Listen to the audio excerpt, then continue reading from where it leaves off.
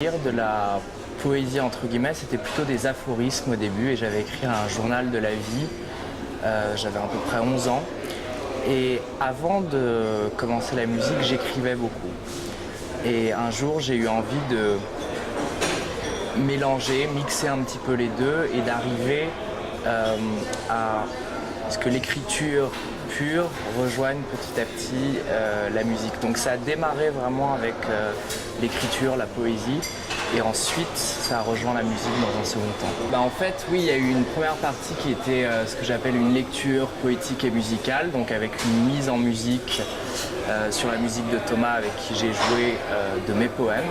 S'écroulaient une à une autour de moi. J'apprivoisais l'univers et les parties de ma vie s'assemblaient comme un immense puzzle sans forme véritable. Le temps semblait s'être arrêté. Et dans un second temps, on a fait effectivement là des chansons. Et les deux sont pas très loin, mais effectivement, il y a un certain nombre de nuances qui font que la poésie parlée va être dans un sorte de talk-over, un peu comme faisait Gainsbourg, alors que la chanson sera chantée.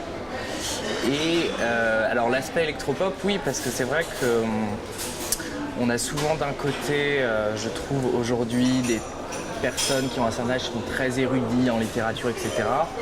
Et puis de l'autre, les jeunes qui vont être beaucoup plus sensibles à la musique. Et le fait de mettre ces poèmes avec une esthétique un peu plus électro, pop, rock, fait que les gens vont écouter là où ils n'auraient pas le réflexe en fait d'ouvrir un bouquin, de le lire, donc d'être dans un rapport actif. Là, ça va être passif, donc tout va passer dans un rapport un peu plus hypnotique avec la musique et les mots vont passer de manière plus fluide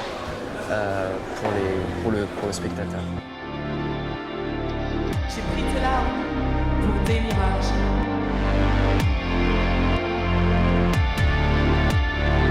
J'ai laissé mon courage.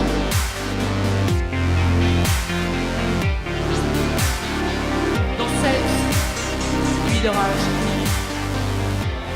Alors que ça soit la musique ou l'art contemporain, l'art plastique, je pense qu'il y a plein de moyens différents, nouveaux, pour faire exister la poésie et faire en sorte que les gens y soient sensibles, mais de manière différente que le rapport entre guillemets classique du bouquin physique.